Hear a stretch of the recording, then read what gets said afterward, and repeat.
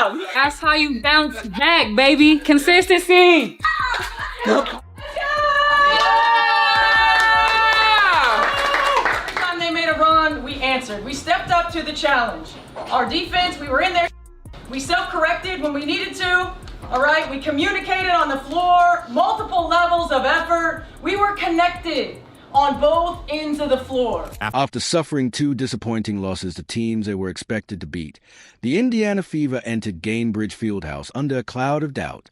Caitlin Clark had just returned from injury, and rumors of tension between her and Coach Stephanie White were swirling.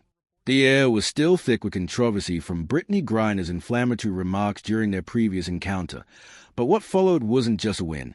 It was a resounding response. The Fever didn't merely defeat the Atlanta Dream. They dominated them, posting a commanding 99-82 victory. It was a performance that reminded everyone why this squad is considered a true championship contender. Thought if you're riding with the Fever, drop a "I've got the Fever" in the comments. Let's go. Man, I think that everyone saw that we kind of got some flow when Kate was hurt and our offense was clicking. But now we have to have a new offense when she's in there because she just brings that much to the game. And so we have to adjust. And I think all of us just want it now. We know what the potential of this team can be, but we can't think about that. You really have to take day to day and stuff that worked here, we need to carry it over to tomorrow's game. We have a lot of games coming up and I think like 7 days or whatnot. And so it's mentally making sure that we're good. It's physically making sure we're getting recovery, making sure we're taking care of our bodies off the court. But we're trying to figure it out. And I think you guys see it. I think we're all a little frustrated. Picture this. The Indiana Fever just dropped 2 games they should have dominated, and fans began to wonder if their team was completely falling apart. The losses to the LA Sparks and Golden State Valkyries weren't just defeats. They were red flags that something was seriously wrong with the roster. The chaos began when Caitlin Clark went down with a groin injury and Darius Dantas missed several games while representing the Brazilian national team. Suddenly, the entire lineup was thrown into disarray. Players who had found their rhythm were being shuffled, and once effective rotations no longer made sense. The team was described as a little frustrated, and that frustration was visible on the court every single night. Let me know if you like it shortened, formatted for a voiceover, or tailored to a particular platform audience. Kind of alluded to it earlier, but how difficult has it been? Does it feel like you guys have had to toggle back and forth between identities with, you spent like Caitlin out, Caitlin's back, Caitlin out, now, back and forth sort of thing? Yeah, and it's no one's fault. I mean, no one wants to see anyone injured, right? And it's when she is playing with us, we play a different style of basketball, and it's almost like 2 different teams, right? When she's with us, you play a different style. When she's hurt, which hopefully she's done being hurt, Lord, please hear us, and then we play a whole nother different style. But I do think that once we catch rhythm with her in, we're going to be really, really good. But we can't just keep saying it. You got to put your money where your mouth is. Coach Stephanie White wanted to play slow and methodical basketball, grinding out possessions and controlling the pace. But Caitlin Clark was pushing hard for a fast-paced offense that would showcase her incredible court vision and passing ability. This wasn't just a minor disagreement. It was a fundamental clash over how the team should play basketball. At times, it looked like the Fever were playing as 2 entirely different teams depending on whether Clark was on the floor or not. Frustration hit its peak during losses to teams they should have beaten without breaking a sweat. Players seemed confused about their roles, and the beautiful ball movement that once defined the team had vanished. Clark's shooting slump only made things worse.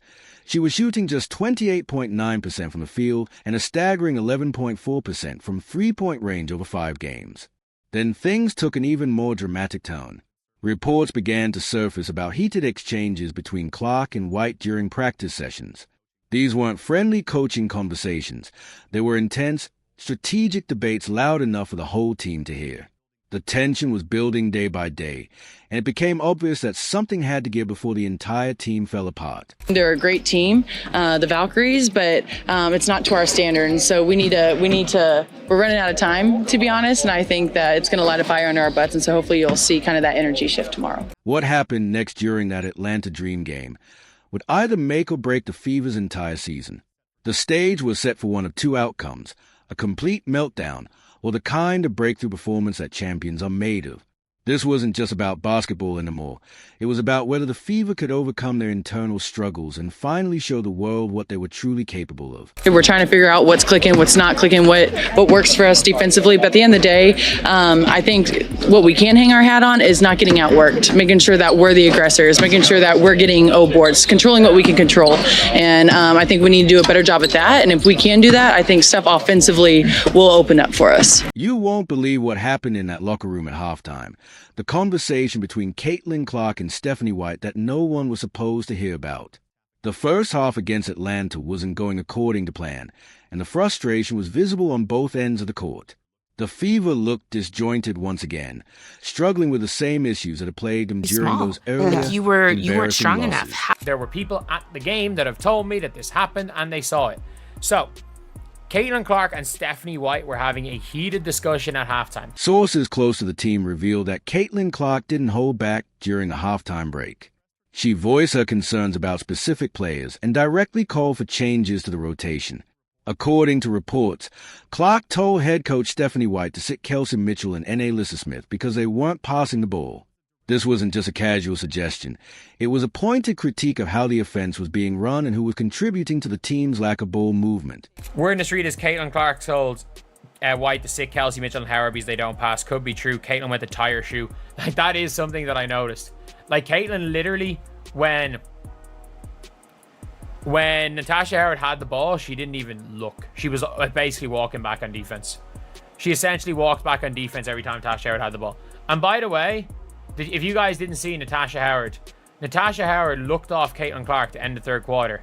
She looked off Caitlin Clark to end the third quarter in what was just incredibly dumb. The discussion grew so intense that other players could hear voices rising from the coaching area. Everyone knew this was a make-or-break moment for the team. The tension was thick, and you could feel that something major was about to happen. This wasn't just another coaching conversation. It was a heated debate that would determine the direction of the entire season. Look, Caitlin Clark and Stephanie White clearly like and respect one another, right? But that doesn't mean they always see eye to eye.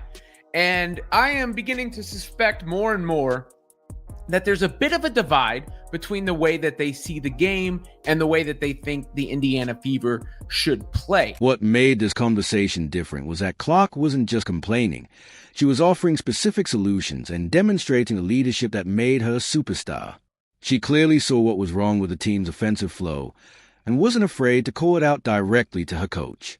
In that moment, White had a choice: stick with her original game plan and hope for a turnaround, or trust her star player's instinct about what the team needed to succeed. The beauty of the moment was watching two competitors, both fiercely determined to win, come together and figure out how to make it happen. You can just hear what they have to say and connect the dots a little bit. Not to mention, it didn't go well against the Golden State Valkyries. That was obvious to everybody, of course. Just a rough performance from the Fever. And on its own, that wouldn't be that big a deal. Clark just back, getting her acclimated, all those things. But it's these repeated statements or this issue that seems to be lingering under the surface when it comes to the team's offensive identity that is interesting. The real test came in the second half, when everyone would find out if that heated halftime discussion translated into results on the court. That argument wasn't a sign of dysfunction. It was a moment when a good team began transforming into a great one. The chemistry that emerged from that honest conversation became the foundation for everything that followed. And remember those disgusting comments Brittney Griner made about Caitlin Clark? The Fever made sure she paid for every single word during their revenge game against the Atlanta Dream. The last time these teams met, Griner didn't just play physical defense. She crossed the line with verbal attacks that had no place in professional basketball. Those comments were still fresh in everyone's mind as the Fever stepped onto the court. But we have heard nothing from the WNBA, absolutely nothing. Brittney Griner elbowing Caitlin Clark in a crazy way and then calling her a trash white girl. And Brittney Griner has not commented, which I find significant. I've watched that video countless times, and it sure looks like Brittney Griner says, "F white girl. The WNBA should investigate Brittney Griner seemingly uttering profanities about white girls. Walking into this game, you could feel the extra motivation in the air as the Fever players rallied around their teammate who had been unfairly targeted.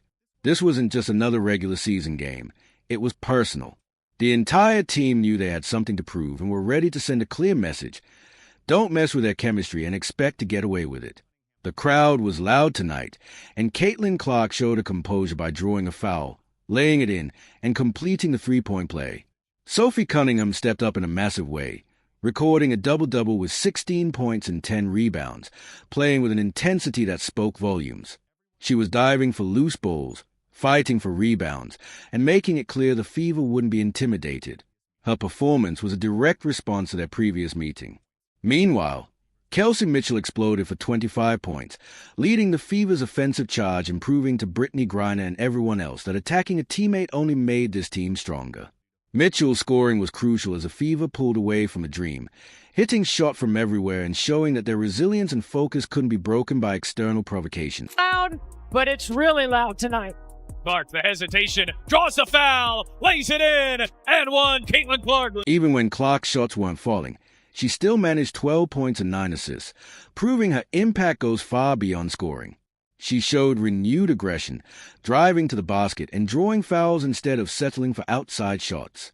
Her ability to facilitate the offense and create plays for teammates was crucial, demonstrating her value even during a shooting slump. Clark dictated the pace and opened up opportunities for everyone on the court. Equally impressive was Aaliyah Boston, who facilitated the offense with 8 assists while contributing 19 points and 6 rebounds, turning the Fever into a passing machine that Atlanta couldn't stop. Boston's playmaking was key to the team's improved teamwork and ball movement. She consistently found open teammates and made the extra pass that led to easy scoring chances. Dribble penetration has been an issue for Indiana in defending that. They got to do a better job of guarding the ball and not worrying about the action. A hot, cold season for the Fever defensively as Mitchell splashes home a three. Here going in the first half. No, that's the handle underneath. Still 6 of 10 from the three-point line. Jordan Canada here tonight. Mitchell turns the corner, gets inside, bounces. Howard flips it in. By the time the fourth quarter rolled around, it was clear this wasn't just a win. It was a statement game. The Fever outscored Atlanta 59-37 in the second half, demonstrating their ability to adjust and execute their game plan effectively. This strong performance highlighted their resilience and determination to overcome challenges after a tough first half. With 27 assists on 35 made baskets, the Fever showed exactly what happens when a team unites after being attacked, boasting a 77% assist rate that emphasized their teamwork and ability to create scoring chances. Sophie Cunningham summed it up perfectly, saying, "This is a special group that we have, and so when we can just go out there and have fun and be competitors and feed off of each other, it's just easy." Now here is Clark. Eyes ahead. Lob inside. Finds Boston right on the money. This wasn't just a win. It was a preview of what championship teams look like when everything clicks at the perfect moment. The Fever's 99-82 demolition of Atlanta proved that when this roster is healthy and playing together, they can compete with anyone in the league. You could see it in every possession, every pass, every defensive rotation. This team has something truly special when all the pieces fit together. I just love it. I really do think this is a really unique and special team. It is. In the locker room, we really do love each other. Like, we love spending time together. Our practices, I'm not going to lie, are long. And sometimes we have to hold hands and be like, hey, we're going to get through it. Right. But this is a team that I have never felt like this in the W. And I've been in it for 7 years. I know you've been in it for 8, you know. And so this is a special group that we have. And so when we can just go out there and have fun and be competitors and feed off of each other, it's just easy. And when people are smiling, like, you don't ever see Kels really get like that, but when we see her get like that, I'm like, oh yeah, like we're in it, you know what I mean? And when other teams see that, it's game over. And so we're our best when we're having fun. But here's the reality check. This was only the Fever's second game with their full roster this season. Think about that for a second. They barely had time to practice together with everyone healthy, yet they put together a dominant performance against one of the league's better teams. There's still so much untapped potential waiting to be unlocked as they build chemistry and establish consistent rotations. The 27 assists on 35 made baskets, a 77% assist rate, show exactly what happens when individual talent meets true team chemistry, creating a style of basketball that leaves opponents helpless. Sophie Cunningham perfectly captured what makes this team different when she said, "I really do think this is a really unique and special team and locker room. We really do love each other. Like, we love spending time together. This is a special group that we have. And so when we can just go out there and have fun and be competitors and feed off of each other, it's just easy." Our team kind of got in a groove, honestly, when Kate got hurt. And we were playing good offense, good defense, but we're a whole different team when she is in. And so we have to learn how to adjust, how to get her involved, how to keep people who are hot. And so just kind of learning that and then staying consistent in that. But the things that we can control is our effort, our energy, boxing out, defensive scouts, and that's what we got to hang our hat on. This victory wasn't just about beating Atlanta. It was about proving the Fever can overcome internal struggles and external pressure to perform when it matters most. Coach Stephanie White acknowledged the team's journey of learning to prioritize the we over the me, which is exactly what championship teams do when the going gets tough. With more than half the season left, they have time to build chemistry and establish consistent rotations. Imagine what this team could accomplish. They scored 59 points in the second half, their highest scoring half of the season, showcasing their offensive firepower and ability to make adjustments. The joy and teamwork on display gave fans a glimpse of a future filled with promise, a team that's not just talented, but truly unified in their pursuit of greatness. This wasn't the end of their story. It was the beginning of something special, a championship journey that all starts with communication. Yeah, I mean, it feels good. I think that our team has enough offensive threats that we should have 5 to 6 people in double figures every single night when we move the ball. When the ball is popping, we're a really hard team to guard. Again, we have to be disciplined on defense. We can get easy buckets in transition, but I think offensively, when the ball is popping, we're a hard team to guard in the W. What happened in that second half wasn't just impressive. It was a masterclass in how championship teams respond when their backs are against the wall. The Fever scored 59 points in the final 24 minutes, nearly doubling Atlanta's output and matching their highest scoring half in the last 7 seasons. This wasn't luck or a hot shooting night. It was pure execution. The Fever outscored Atlanta nearly 2-1, showing the kind of adjustments and precision that separate good teams from great ones. They shut down Jordan Canada, who torched them for 26 points in the first half. That's what championship teams do. They identify problems and fix them fast. This victory proved that when the roster is healthy and playing together, the Fever have the talent and chemistry to compete with anyone in the league. The joy and teamwork visible on their faces gave fans a glimpse of what the rest of the 2025 season could look like with a full roster. If you support the Fever, comment, "I've got the Fever." Like, subscribe, and turn on all notifications so you never miss out. Click the video on the screen and we'll see.